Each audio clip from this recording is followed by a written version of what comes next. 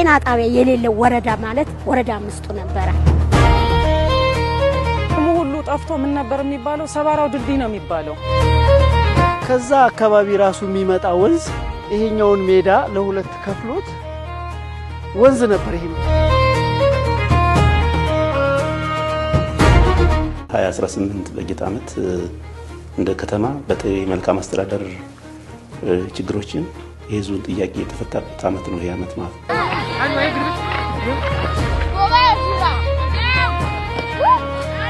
እንደ ልባችን ኳስ የምንጮትበት ነው